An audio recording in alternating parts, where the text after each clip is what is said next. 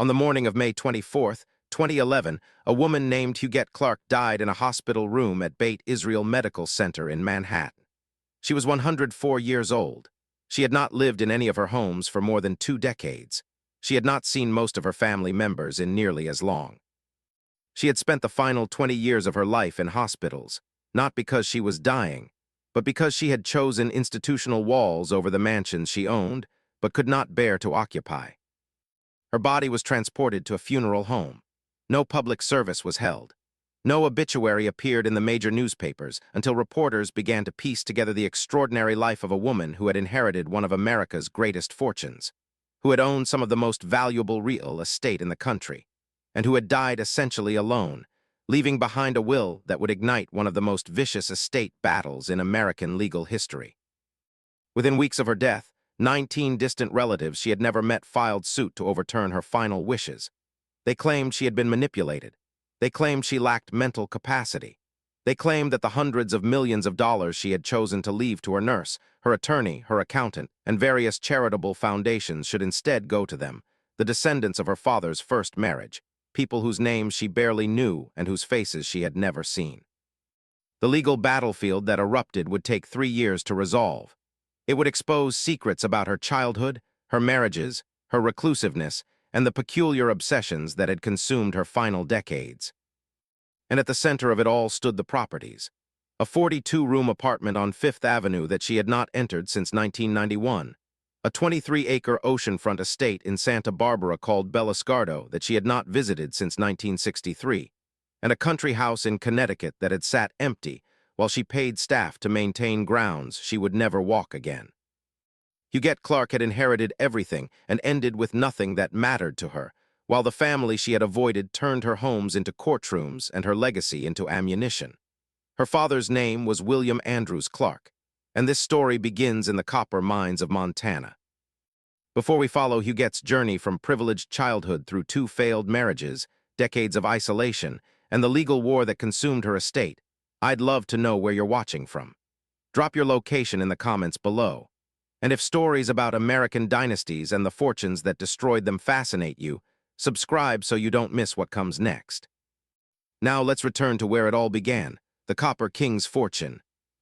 William Andrews Clark was born on January 8, 1839, in Connellsville, Pennsylvania, the son of Scots-Irish immigrants who had come to America seeking opportunity they could not find in the Old World. His father, John Clark, worked as a farmer. His mother, Mary Andrews, raised 11 children in conditions that required constant labor and offered few luxuries. Nothing in William's childhood suggested the fortune he would eventually amass. The family moved to Iowa when he was 17, seeking better farmland and fresh prospects. William taught school briefly, studied law without completing a degree, and drifted west when the Civil War ended and the territories opened to ambitious young men with nothing to lose. He arrived in Montana Territory in 1863, following rumors of gold strikes in Bannack and Virginia City. The placer mines that had drawn thousands of prospectors were already being depleted by the time William arrived. He was too late for the easy gold, the nuggets that could be plucked from stream beds and panned from gravel. But William understood something that many prospectors did not. The real money in a mining boom was not in finding gold yourself. It was in selling supplies to the men who searched for it. He established a general store in Virginia City, selling picks and shovels and flour and whiskey to miners who paid in gold dust. The margins were extraordinary. Men desperate for equipment would pay any price.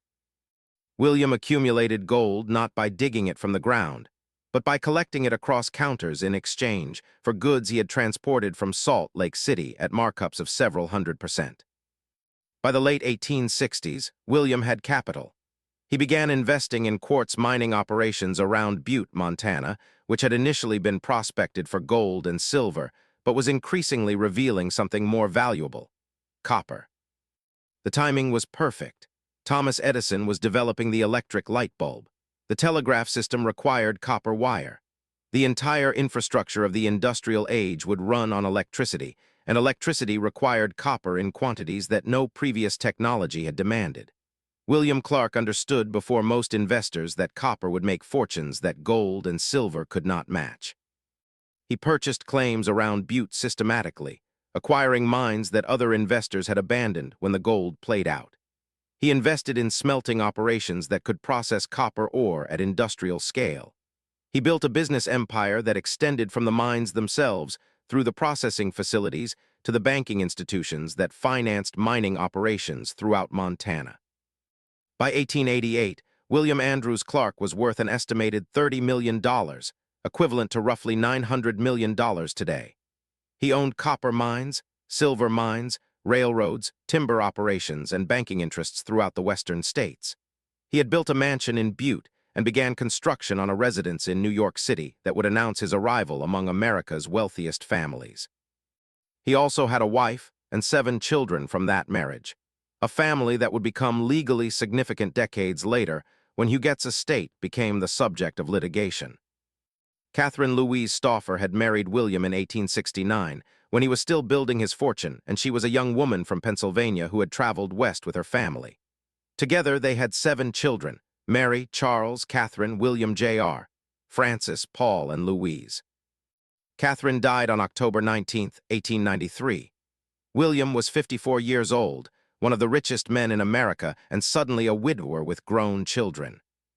For several years, he remained unmarried, focused on his business interests and his political ambitions. He had served in the Montana Territorial Legislature and harbored aspirations to represent Montana in the United States Senate. Those ambitions would consume much of his energy in the late 1890s, leading to a scandal that nearly destroyed his reputation. In 1899, William was elected to the Senate by the Montana legislature, which then chose senators rather than holding popular elections. His opponent, Marcus Dolly, another copper magnate, accused William of bribing legislators for their votes. A Senate investigation concluded that William had indeed paid for votes, and he resigned his seat rather than face expulsion. William was unrepentant. He ran for the Senate again in 1901 and won election by a margin large enough that no reasonable accusation of bribery could stick. He served from 1901 to 1907, representing Montana in Washington while continuing to expand his business empire and beginning construction on the New York City mansion that would become one of the most elaborate private residences ever built in America. And somewhere during these years, William met Anna Eugenia LaChapelle, a woman 40 years his junior, who would become his second wife and Huguette's mother. The French Girl and the Fifth Avenue Palace. Anna Eugenia LaChapelle was born in 1878 in Michigan, the daughter of Philomene LaChapelle, a French-Canadian immigrant. The circumstances of her early life are unclear in historical records. Some accounts suggest she was the orphaned daughter of a physician. Others indicate more modest origins. What is certain is that Anna was beautiful, cultured, and ambitious. She met William Clark in Butte, Montana, sometime in the early 1890s. The exact nature of their initial relationship has been the subject of speculation. William was married to Catherine Stauffer Clark until 1893. Anna would have been approximately 15 years old when Catherine died. What happened between William and Anna in the years following Catherine's death remains private. They did not marry publicly. No wedding announcement appeared in newspapers. No legal record of a marriage exists until 1904, when William acknowledged Anna as his wife and 2 daughters as his legitimate children. Louise Amelia Andree Clark was born on August 13, 1902. Her birth certificate listed her parents as William Andrews Clark and Anna Eugenia LaChapelle Clark. Huguette Marcel Clark arrived on June 9, 1906. By the time of Huguette's birth, William was 67 years old, Anna was 28, and the family had established residence in Paris, where the circumstances of Anna's relationship with William were less subject to American social scrutiny. William had begun construction on his Manhattan mansion in 1898. The building would occupy the entire block front on Fifth Avenue between 77th and 78th Streets, directly across from Central Park. The architect was Kenneth M. Murchison, assisted by Lord, Hewlett, and Hull, and later by Henry de Glane, a French architect who had designed exhibition buildings for the Paris Exposition. The mansion took 13 years to complete. When it was finished in 1911, it contained 121 rooms, including 31 bathrooms, 4 galleries for William's art collection, and a private underground swimming pool. The construction cost was estimated at $7 million, equivalent to approximately $200 million today.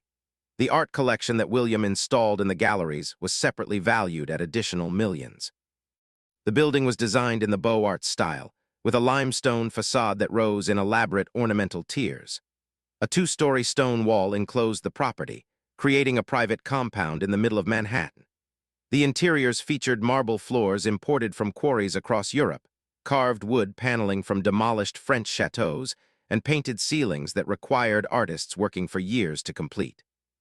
William intended the mansion as a statement of his arrival among America's aristocracy, proof that a man who had started as a schoolteacher in Iowa could build a fortune and a house to rival the Vanderbilts and the Astors.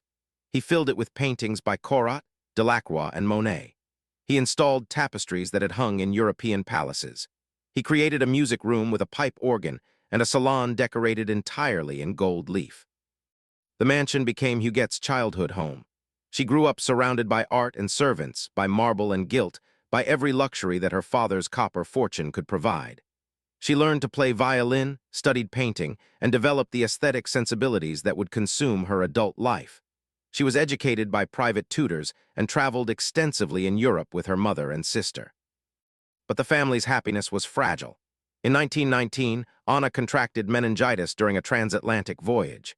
She survived, but the illness killed Louise, Huguette's older sister, who was 17 years old.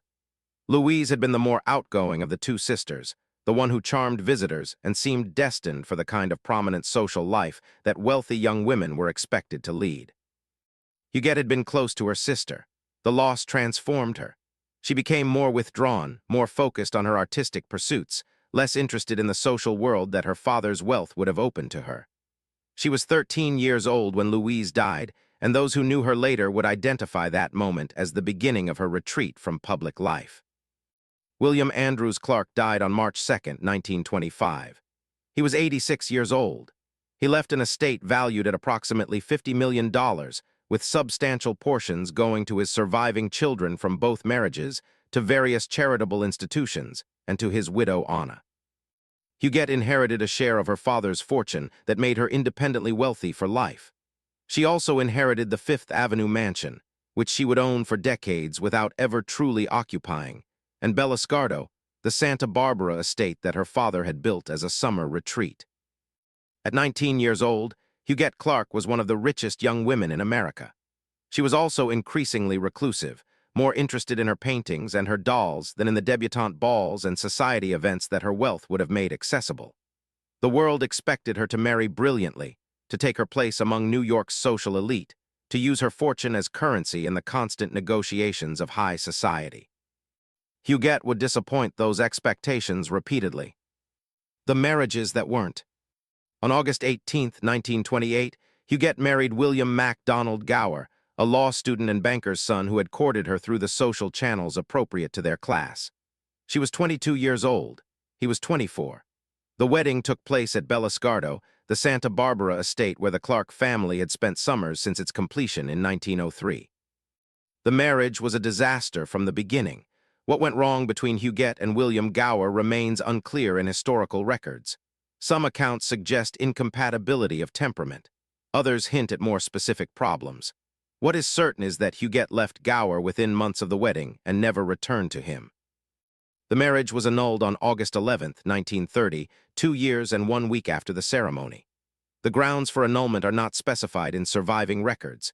In that era, annulment required proof that the marriage had never been valid due to fraud, force, incapacity, or non-consummation. Whatever Huguette's lawyers argued, the courts agreed that the marriage should be erased from legal existence. Huguette never spoke publicly about William Gower. She never remarried. She would live for another 81 years as a single woman, increasingly isolated from society, increasingly focused on the private obsessions that would consume her attention and her fortune. After the annulment, Huguette retreated to the Fifth Avenue mansion and to Bellascardo. She traveled to Europe with her mother, studied art with Tadej Stajka, a Polish-American painter who had been commissioned to create portraits of Pope Benedict XV and Pope Pius XI, and began collecting the dolls and dollhouses that would become her primary artistic interest. The dolls were not toys. They were miniature works of art, dressed in costumes that Huguette designed and commissioned from professional couturiers.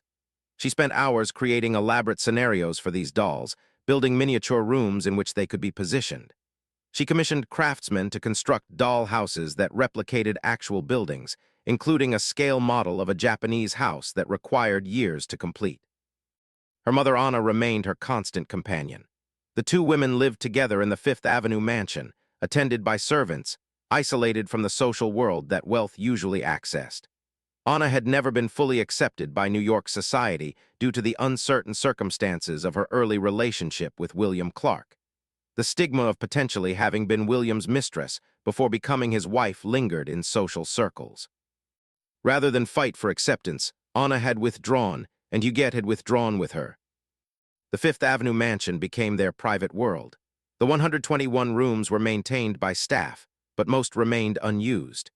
Huguette and Anna occupied a small portion of the enormous house, leaving entire wings closed and empty. The art collection that William had assembled remained on the walls, visited only by the two women and the servants who dusted the frames. In 1951, developers began purchasing the air rights above the Clark mansion and the surrounding properties. Manhattan was changing. The great private mansions of Fifth Avenue were becoming anachronisms, their land too valuable to justify single-family occupancy. The Vanderbilt mansions had been demolished. The Astor mansions had been sold. The Clark mansion stood as one of the last survivors of the Gilded Age's architectural excess. Huguette considered selling. She received offers that would have netted her tens of millions of dollars for the property and its art collection. But she could not bring herself to make the decision. The mansion held memories of her father, her sister, her childhood. Selling it would mean acknowledging that an era had ended. Instead of selling, Huguette and Anna moved out. In 1951, they left the Fifth Avenue mansion and relocated to a series of hotel apartments, eventually settling at 907 Fifth Avenue, a luxury apartment building just a few blocks south of the mansion they had abandoned. They left the Clark mansion standing, empty except for staff, maintained at enormous expense, waiting for a decision that Huguette would never make. Anna Eugenia LaChapelle Clark died on October 11, 1963. She was 85 years old. Huguette was 57 and suddenly alone for the first time in her life. She had never lived without her mother. She had never made independent decisions about her daily existence. The servants and staff had always been mediated through Anna's authority. Now Huguette had to manage her own affairs, and she proved spectacularly ill-equipped for the task. After Anna's death, Huguette began what would become decades of isolation so complete that most of the world forgot she existed. She stopped traveling to Belloscardo. She stopped leaving her apartment except for occasional medical appointments.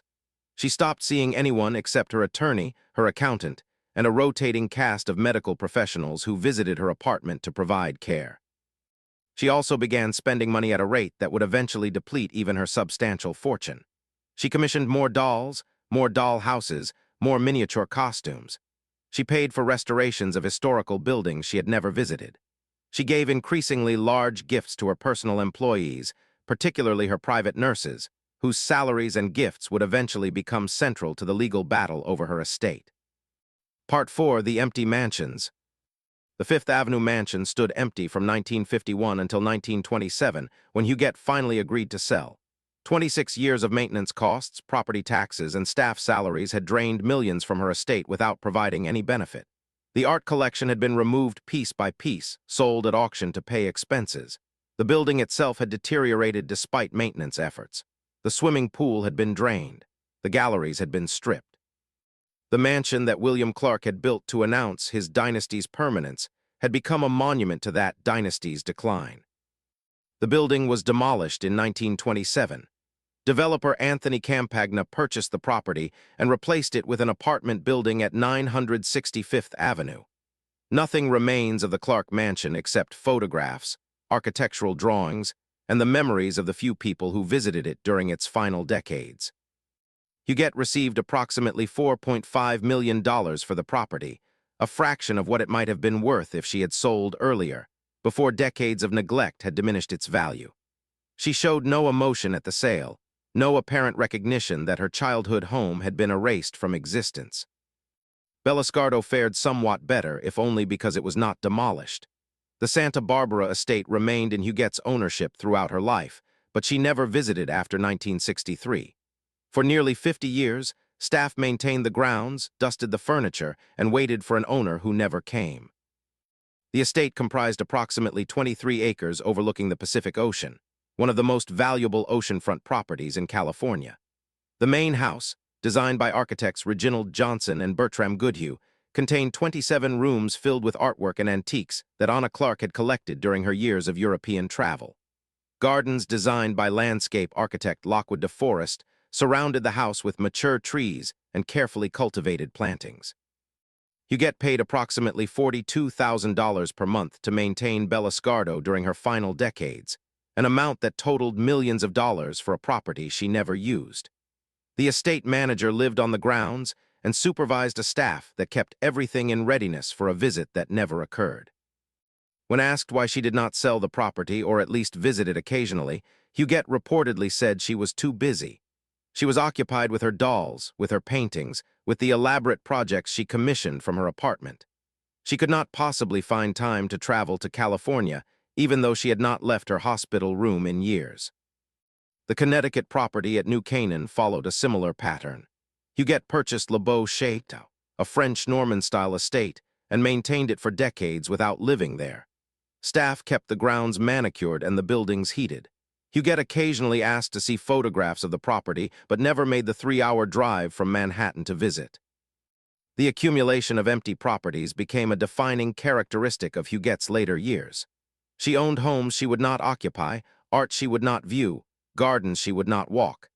Her fortune allowed her to maintain these possessions without using them, to pay for preservation without presence. The hospital years. In 1991, Huguette Clark checked into Doctors Hospital in Manhattan for a medical procedure. She was 85 years old. She had been living in her apartment at 907 Fifth Avenue, attended by private nurses and visited occasionally by her attorney and accountant. The procedure was minor, something routine that should have required a few days of hospitalization at most. Huguette never left the hospital. Not that hospital specifically. Doctors Hospital closed in 2004, and she was transferred to Beit Israel Medical Center, but she never returned to residential life. For the remaining 20 years of her existence, she lived in hospital rooms despite being, by all medical accounts, essentially healthy. Her doctors repeatedly cleared her for discharge. She had no conditions that required inpatient care. She was mentally competent, capable of making her own decisions, and free to leave whenever she chose. She chose not to leave. She told staff that she felt safe in the hospital, that she preferred institutional care to the complications of managing her own household. She paid cash for her hospital stay, refusing to use Medicare, which would have entitled her to free care, but would also have subjected her to rules and bureaucratic oversight she preferred to avoid. The cost was extraordinary. Her hospital room and private nurses consumed approximately $400,000 per month during her final years.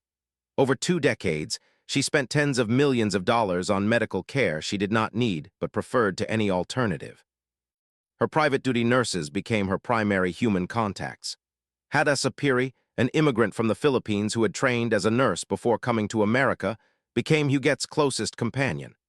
Hadassah visited daily, sometimes spending hours at Huguette's bedside, talking with her, watching television with her, keeping her company in the isolation she had chosen. Huguette rewarded this companionship with gifts that would later become the focus of legal scrutiny. Over the years, she gave Hadassah approximately $31 million in cash, plus valuable dolls from her collection, and funded the purchase of several homes. Huguette insisted these gifts were freely given, tokens of appreciation for a friend who had become like family. Critics would later argue that Hadassah had manipulated a vulnerable elderly woman, extracting money through undue influence.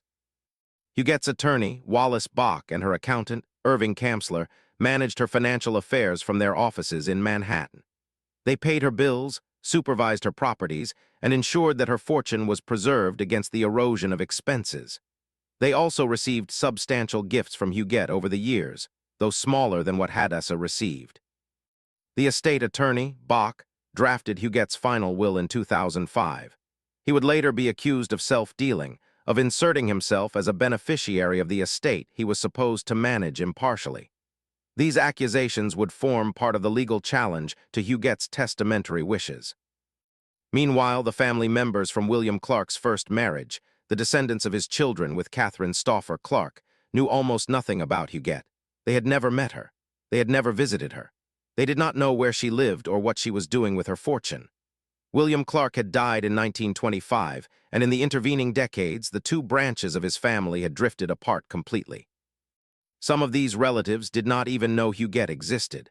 They had grown up hearing stories about their great-grandfather, the Copper King, but the half-sister from his second marriage was a rumor, a historical footnote, not a living person with whom they had any relationship.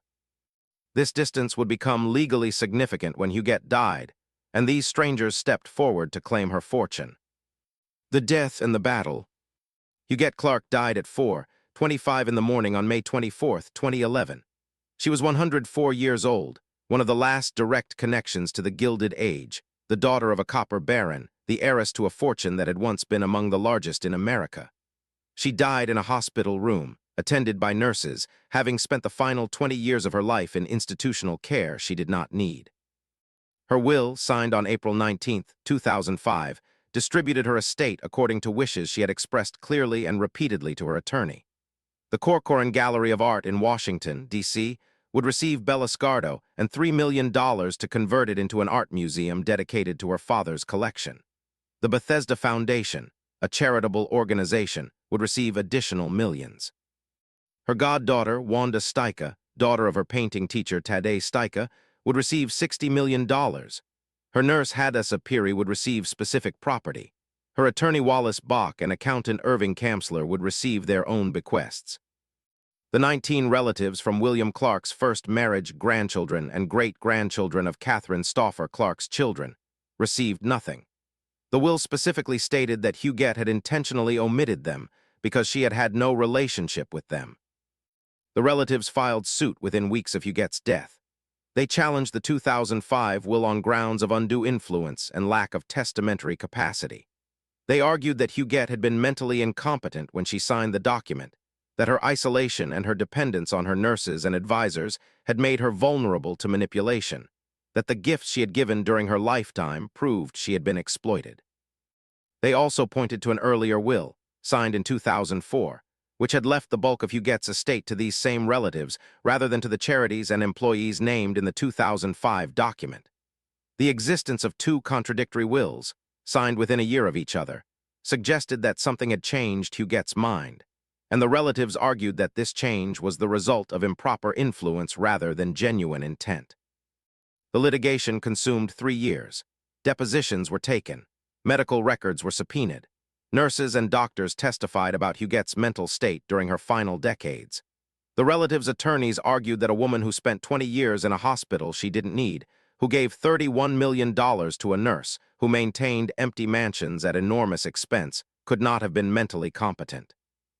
The estate's attorneys argued that eccentricity was not incompetence, that Huguette had always been unusual, that her choices were hers to make regardless of whether others approved. Hadassah Piri's gifts became a central issue. The relatives argued that $31 million to a nurse was prima facie evidence of undue influence, that no rational person would give so much to an employee regardless of how valued that employee's services might be. The estate responded that Huguette had few human connections, that Hadassah had become like family, that generous gifts to those who provided companionship were consistent with Huguette's character throughout her life. In September 2013, the parties reached a settlement. The 19 relatives would receive approximately $34.5 million, divided among them according to a formula that reflected their degree of relationship to William Clark. The estate would pay legal fees that had already consumed additional millions. The Corcoran Gallery would still receive Bellascardo, though with less supporting funding than Huguette had intended. Hadassah Piri agreed to return most of the gifts she had received from Huguette, keeping only $5.5 million of the original $31 million. Wallace Bach and Irving Kamsler forfeited their bequests entirely and agreed to pay penalties to the estate for their conduct as fiduciaries. The settlement was announced as a compromise, a resolution that gave something to everyone while satisfying no one completely. The relatives received money from an aunt they had never met. The charities received less than Huguette had intended. The employees who had devoted years to Huguette's care saw their gifts challenged and reduced. The house is after. Bellascardo still stands on its oceanfront bluff in Santa Barbara, but its future remains uncertain even now. The Corcoran Gallery of Art, which was supposed to convert the estate into a museum, merged with the National Gallery of Art and George Washington University in 2014, complicating the terms of Huguette's bequest. The estate is controlled by the Bellascardo Foundation, which has been attempting to determine how best to fulfill Huguette's wishes while managing a property that requires constant maintenance. The gardens that Anna Clark planted more than a century ago still grow on the estate. The house still contains furniture and artwork that the family collected during their European travels. Visitors are occasionally permitted to tour the grounds, though the estate is not regularly open to the public. The Fifth Avenue mansion is gone entirely. The apartment building that replaced it contains luxury units that sell for tens of millions of dollars. No plaque marks the site. Most residents have no idea that the most elaborate private residence in New York history once stood where their building now rises. The Connecticut property was sold after Huguette's death. Le Beau Chateau found new owners who presumably occupy it, unlike Huguette, who maintained it for decades without visiting. The doll collection, which had been Huguette's primary artistic focus for most of her adult life, was appraised and distributed according to the settlement terms. Some pieces went to museums. Others were sold to collectors. The elaborate creations that Huguette had commissioned, the miniature costumes she had designed, the doll houses that had consumed years of craftsmen's labor, all found new homes far from the hospital room where Huguette had spent her final decades. Her remains were buried in the Clark family mausoleum at Woodlawn Cemetery in the Bronx, alongside her mother Anna, her father William, and her sister Louise. The mausoleum itself is an elaborate structure built to William Clark's specifications, designed to house his family's remains for eternity. Huguette rests there now, reunited in death with the family members she lost during life. The family she never knew, the descendants of Catherine Stauffer Clark's children, returned to their ordinary lives with their shares of the settlement money. Most of them had annual incomes far below what they received from the estate of a relative they had never met. Some used the money to pay off mortgages, to fund their children's education, to achieve financial security they had not expected. Whether Huguette would have approved of this outcome is unknowable. Her will specifically stated that she had intentionally omitted these relatives, that she had no relationship with them, that she did not wish them to inherit. The settlement overrode her stated wishes, giving money to people she had explicitly excluded. The legal system determined that challenges to her capacity were credible enough to justify settlement rather than risk trial. The relatives' attorneys argued successfully that Huguette's isolation, her dependence on employees, and her eccentric behavior raised sufficient questions about her mental state to make litigation worthwhile. Huguette Clark spent more than a century on Earth. She inherited one of America's greatest fortunes. She owned some of the most valuable real estate in the country. She never worked, never needed to, never developed the skills that ordinary people acquire through necessity.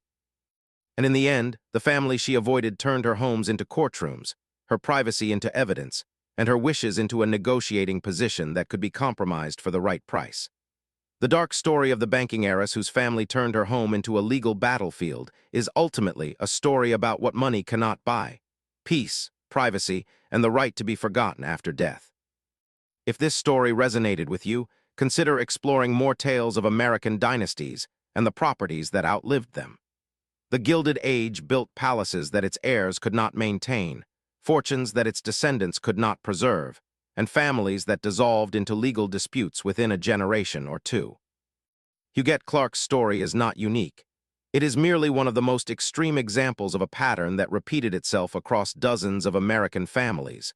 Wealth created by one generation, maintained by the next, and contested by the third. The houses remain or they don't. The money disperses. The names fade from memory.